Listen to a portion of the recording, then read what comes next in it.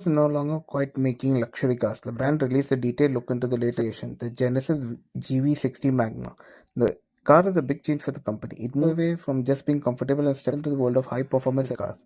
Mixing classical elegant looks with serious, Genesis wants to showcase that EVs can be exciting as gas-powered sports car. People in charge of Hyundai Motor Group, who own Genesis, are proud of the project.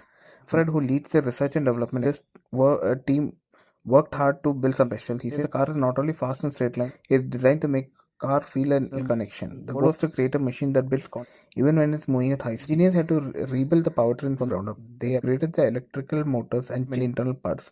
The changes allows the car to reach 100 kilometers per hour in 3.4 seconds. If you put your foot down, it will touch 200 kilometers in 10.9 seconds. Power coming from the front and rear motors is impressive. The motors can spin at 20,920 rpm, delivering 190 Nm of torque and peak output of 641 horsepower.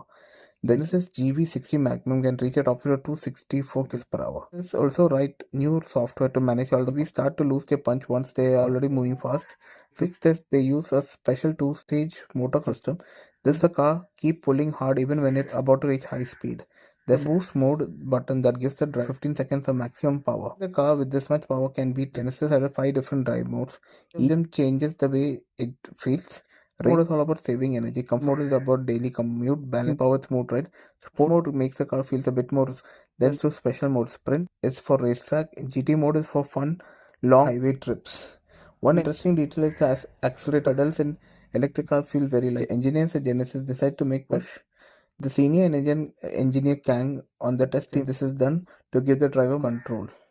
The focus on the field is what Genesis hopes to set it apart from other EVs.